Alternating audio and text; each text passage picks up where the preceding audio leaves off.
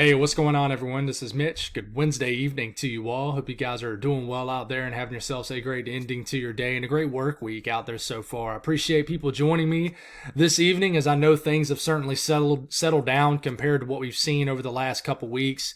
Really started this weekend where things started to really quiet back down. We're all thankful and certainly grateful for that. But we do have a couple smaller severe weather events out ahead of us that we need to talk about for the Southeast. And then Friday, our attention begins to shift, maybe even stays on the Southeast, but certainly begins to shift a little bit to the plains where there's a conditional severe weather event.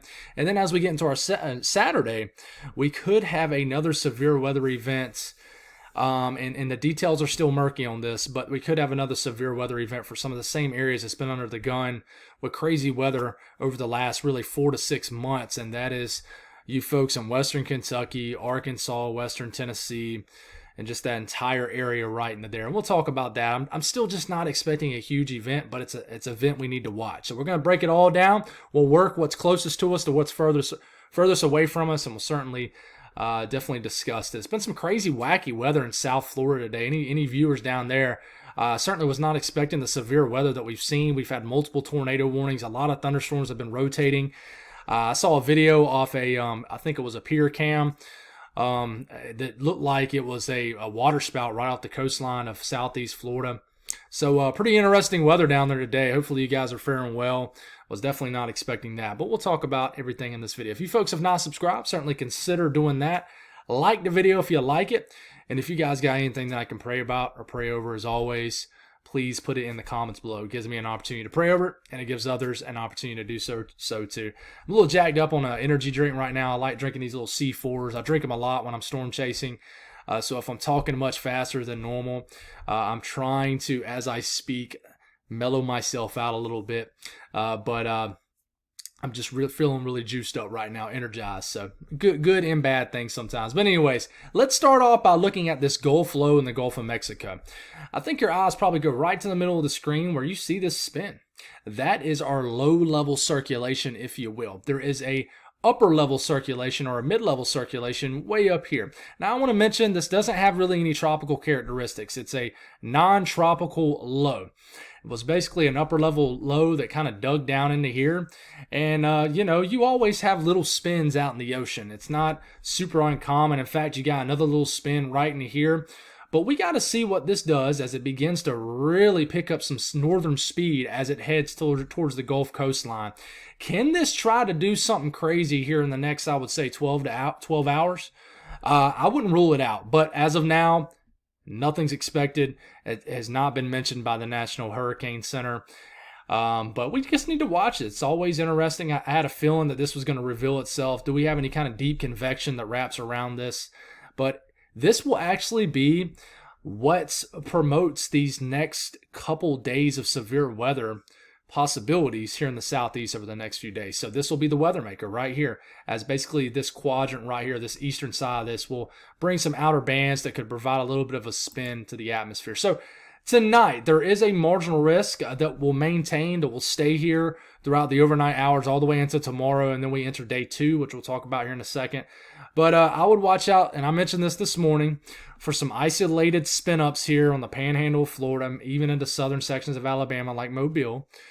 And, there is a 2% risk of a tornado down here within 25 miles in any given location. Let's talk about that really quickly. We'll go all the way to sunrise. And there'll just be areas of showers that make their way onto the coastline, and especially on the eastern side of this circulation that will emerge onto your screen here in a second. We start off around 9 p.m. This keeps going, and you can see the spin entering the bottom of your screen here, a little bit of spin. And then we get into 2 to 3 o'clock in the morning tonight. And some of these showers and storms will enter the coastline, move in from the Gulf of Mexico, move north onshore into the western panhandle of Florida. And you just got to watch out for some of these late night, wee hour of the morning kind of spin ups. So, have some alerts on your phone. Do not be surprised if you get a loud beeping noise in the middle of the night from one of your phones or devices saying you got a tornado warning. You need to heed the warning and don't be surprised. So just know that you can get some rocky weather here tonight, especially if you're vacationing. Have your phones set on, make sure they have the alerts on any devices. So I would say this really begins to emerge overnight tonight. Could have some spin ups along the, all the way from Mobile. Even watch out southern sections near Gulfport of Mississippi, but really the western panhandle of Florida. Watch out for some spin ups all the way into tomorrow. Okay, and then we get into tomorrow, and then we start to enter day 2, but I'll keep this rolling tomorrow. You will have a severe weather threat. I would say this will be geared more so towards the eastern half of Alabama, as here's the little bit of the low that makes landfall, a technical landfall, I guess you would call this Gulf low, somewhere in southern Mississippi, coastal regions of Mississippi, southeast Louisiana. And then this entire side, runs the risk of some spin-ups throughout the morning hours.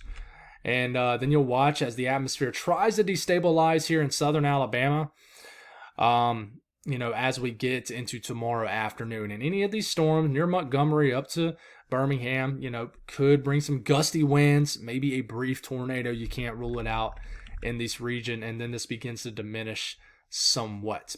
Then we get into tomorrow, which I just mentioned tomorrow for Alabama, but let's move a little bit further east into Georgia, into the Carolinas.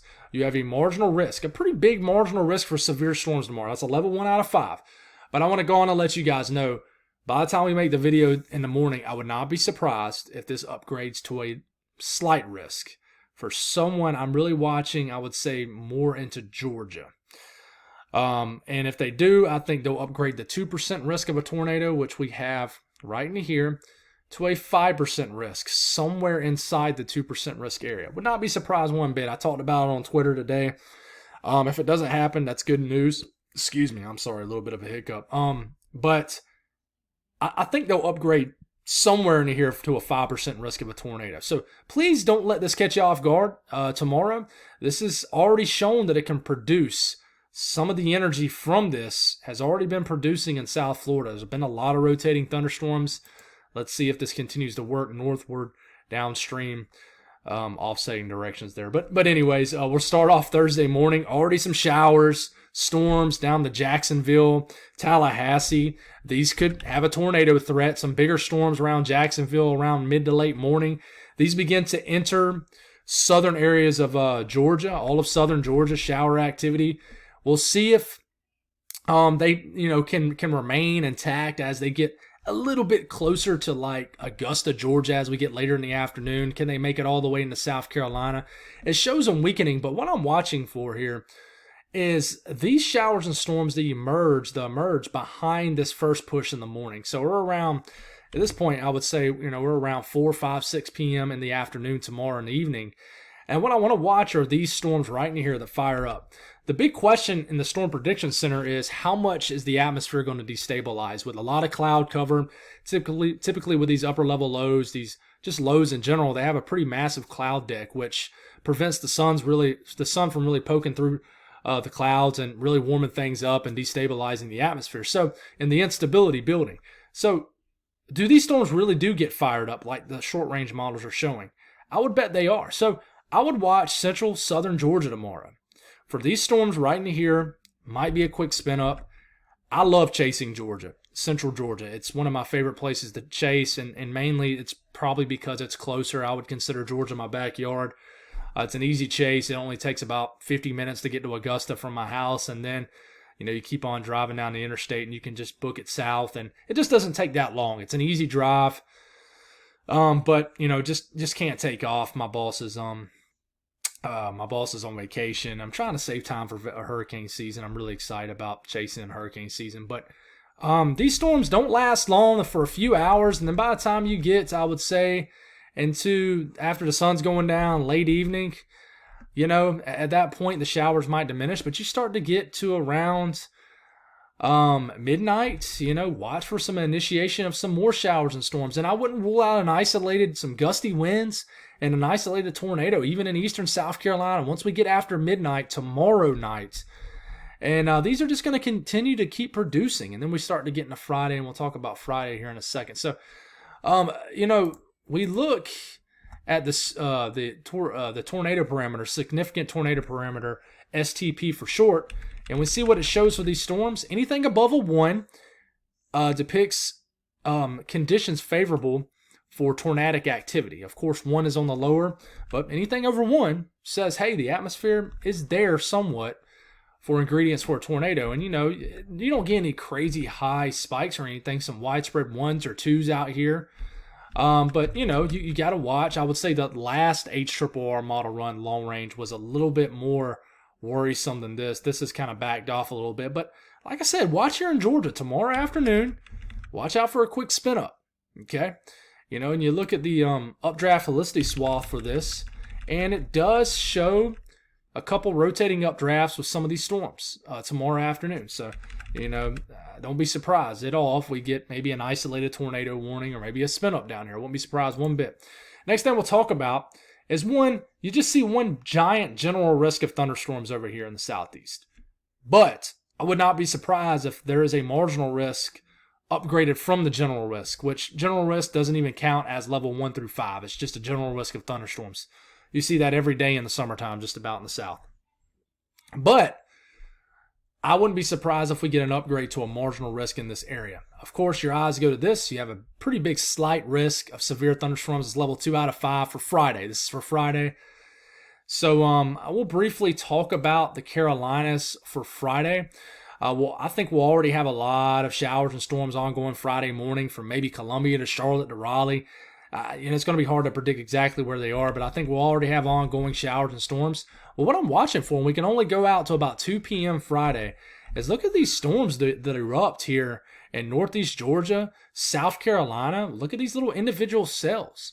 So you're really lacking a lot of ingredients in the atmosphere for severe weather, but I wouldn't rule out widespread, scattered, gusty winds, damaging winds. I wouldn't say that, but there will be a little bit of a cold air aloft thing, so maybe some small hail is possible with these little upper level lows. And then, you know, I wouldn't rule out an isolated tornado threat with this either.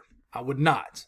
So we'll see what happens with this, but we'll see how the models trend for Friday for the Carolinas. But it's definitely going to be a stormy day. I do think it will be.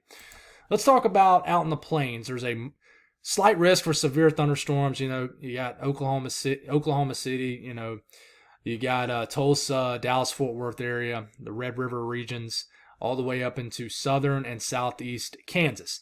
I think this will be very conditional. In fact, I would say the severe weather chances have actually decreased. But right now, there is a 15% risk of severe weather.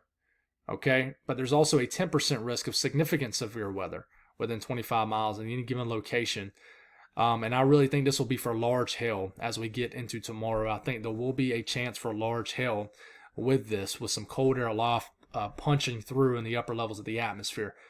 But I do think there will be a pretty substantial cap, meaning warm air aloft. And I'll talk about that here in a second. But here's the low pressure right here, beginning to eject off this upper trough out west, and it kind of meanders around, but here comes the storm development based off the Euro. Shows some storms developing right here along this dry line in southeast Kansas, and even in northern sections of Oklahoma, just north of Tulsa, as we're getting into Friday late afternoon, evening, and we'll see how much storm activity really gets going. But remember, you notice there's a slight risk all the way down here, but there's no real thunderstorm development. So you're wondering, you know, what's going on, and you look at a sounding down here, and 78 degrees, right? So you got some pretty decent warming, and this is early afternoon. But look at about 7, 8, 9, 10,000 feet up in the atmosphere. You have a substantial cap. Well, you know, relatively speaking, it's not substantial, but, you know, you have you can see it pretty visibly on your screen. This is the temperatures in the red. You see how they drop. Of course, we all know the higher up you get, the cooler it gets. But you see how the temperatures spike, you know, several degrees Celsius right in here. That is warm air aloft, meaning there's an area of warmer air above our heads, meaning you can have all the ingredients in the world right into here. But once they hit that warm air aloft, it caps the atmosphere. So you got to have these, you know, crazy looking cumulus clouds that build and build and build, but then it flattens out, stabilizes the atmosphere. It's basically an area of stable air in the atmosphere. So, you know, you can have this surface low right here. I hate when it does that. Surface low right into here, but you got a cap, a lot of warm air aloft. So this might prevent really any storm storm from really getting going here in Oklahoma and North Texas, especially North Texas. But we'll see what happens. Also, you don't have a ton of thermodynamics working into this setup. You got dew points starting off in the 50s and 40s Friday morning. It's definitely not going to feel like a morning that's going to have severe weather, but by the time you work your way into Friday afternoon, dew points, try to get into the low 60s as far north as southern areas of Oklahoma. But I think they'll briefly spike into the 60s as you get into southern and southeast sections of Kansas. But, just not a massive moist sector by any means. But, there'll be plenty of moisture. I'm about to sneeze. There'll be plenty of moisture down here in Oklahoma. But we'll see what happens. I think this begins to slow down, and then I think a larger more large-scale moist sector will develop over the next day, which will be our Saturday risk. But one thing I do want to watch for is some pretty intense surface heating. I'm sorry I keep squinching up my nose. Something, I guess, tickled my nose there, and now I'm about to sneeze at any minute. But getting into Friday afternoon, some pretty stout surface heating. Surface meaning where we stand. We got temperatures rising well into the mid to upper 80s into this region. So to me, you mix that along with, in response to these higher temperatures, you got a pretty decent spike in CAPE in the mixed layer. And right here, you look at the CAPE right in here, well over 1,500 joules per kilogram. To me, any storms that get going could produce some very large hail. I think large hail will be the biggest threat with any kind of storms that do get going in this region. I do think you're going to have a little bit of a tornado threat. But I think large hail will be the biggest threat with this. You could have some pretty massive hail with this setup, with any supercell that can get going. So we'll watch this. What I can tell you is all the way out to about 1 p.m. Friday, there's absolutely no storm development, but it's still early. And the HRRR model only goes out 48 hours. Okay? We'll continue to get you good updated information on this as we get a little bit closer. But there is that 15% risk in this area that continues to just get crazy weather. I was just talking on Twitter a little bit earlier, and a lot of my folks here in the Carolinas and Georgia agreed. Here in the Southeast, we had no winter, and we've had no severe weather season. Now, I know a lot of the audience is sitting here and saying, well, that's good on severe weather season, right? Well, it is, but I'm not going to sit here and lie to you. I'm a weather enthusiast. I'm passionate about the weather. I like chasing a good old severe thunderstorm. I think anybody can agree, especially in the summertime, watching a crazy storm pop off, some crazy lightning off in the distance, or maybe right at your house. That's some good vibes, right? But it's always we don't want any we don't want any loss of life, any damage or anything like that. But it would be cool if we could get somewhat of some interesting weather, especially in the winter. But we didn't have no winter in the Southeast. We haven't had really any severe weather events. It's just been quiet. But our folks a few states away in Mississippi, especially western Tennessee, western Kentucky, Arkansas, northern Louisiana, Missouri, you guys have just been under the gun all the way into areas of the southern Midwest and the Ohio Valley. And that is because we have had a big-time ridging dominating the pattern. So what happens is these upper troughs digs out west, surface low pops off, and then they have to cut between the ridging and the troughing. So they keep on going this way. And this way, and cutting this way, and then this way. So that means all the crazy weather is going to be right in here. So that's why it's been so quiet in the Southeast. That's why all the severe weather keeps happening in the same areas. But we're going to certainly watch this event for Saturday. It's difficult to know exactly what's going to happen for Saturday, but basically it's going to be the same energy from the event Friday will be the same energy that affects Saturday. So I'm not saying that's going to be the exact same setup, but you can't rule out the same kind of weather that could potentially happen Friday for the plains that could potentially happen Saturday for the Mid-South. So, there's been a couple discussions that there might be a bigger tornado risk for Saturday. But I just want to get another 24 hours under our belt before we know, before we discuss in good detail what could potentially happen Saturday. I know there's a lot of people in this region that certainly on high alerts from all the crazy weather, you guys, not just severe weather, but, certainly the ice storms and stuff like that. Just, you guys have been under the gun, like I just mentioned. But We'll get a little bit more detail with this and probably the next day, and keep you guys alert out here. That's all I got. God bless all y'all. Have a great rest of your night, and I'll talk to you in the morning.